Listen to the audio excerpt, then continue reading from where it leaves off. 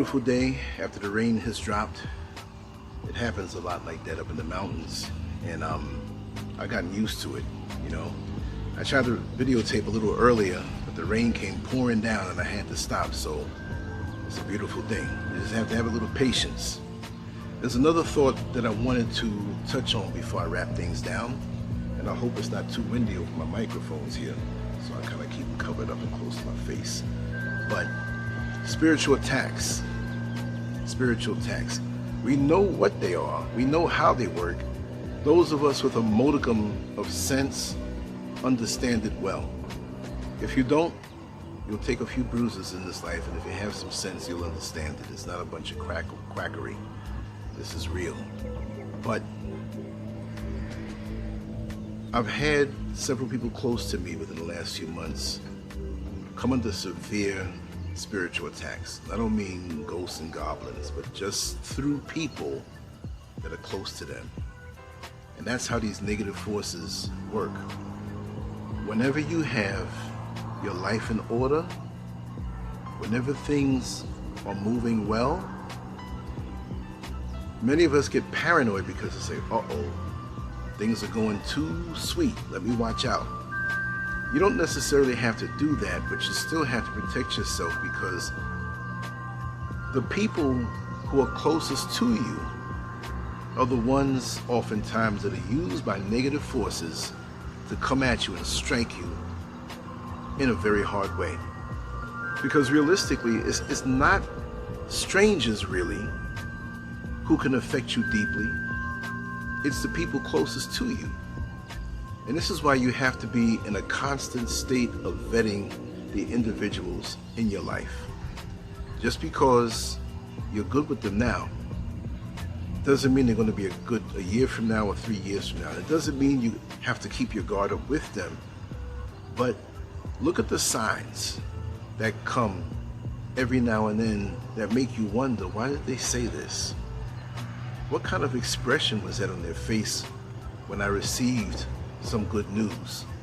Look into those things. I've learned in recent years how people can be such shapeshifters and even feel bold enough to directly come against you when they know that you're about something or you're working towards something, and they're on the sidelines working against you. And more so than the pain that you go through, realizing that somebody on your supposed team is working feverishly against you, it's the shock. It's traumatic. It's like, whoa, I had this demon close to me. And sometimes it doesn't always start out that way. Oftentimes they do come into your life, certain people, for the purpose of trying to destroy you, but you don't know it, because you take their smile and their kind words on face value, but it's not always that way. So you have to cultivate your spirit. You have to cultivate your discernment. You have to make sure that you're strong from within, and don't take any sign that you're given for granted directly. Trust in that.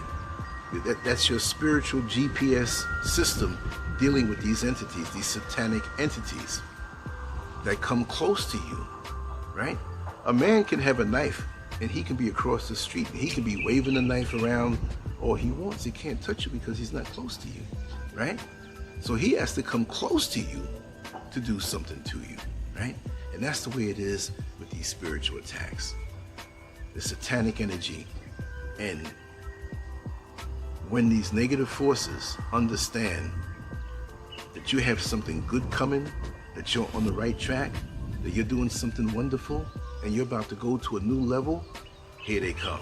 So when you are under attack, know that it's confirmation that you have something bigger. You're going to go to a higher level. Don't wallow in the fact that these people trying to bring you down or gossip about you and spread bad word about you so nobody else will embrace you and embrace the gifts that the Creator put inside of you. It's confirmation. Brush that off. It may take you back a little bit. It may take time to recover from what a person has done against you in a real way, but take it as confirmation, because it is. It may take a little more time. But see, like I always say, the satanic forces of this world, they don't waste time. They only waste time on winners. They only waste time on people who are going places. Those people who are broken, unfortunately, and they're out in the street and drinking and smoking and just defeated, they got greatness inside of them too. They were just broken. But when you're actively on a fast track to your destiny, your God-given destiny, here they come. And it's not going to happen to a stranger. It's going to happen through somebody close to you who may not have always been that way. Maybe they were, maybe they weren't. But once you see what they are, you got to cut them off. You got to become a master of cutting off people. If your own leg betrays you, cut it off. Now, I don't mean that literally.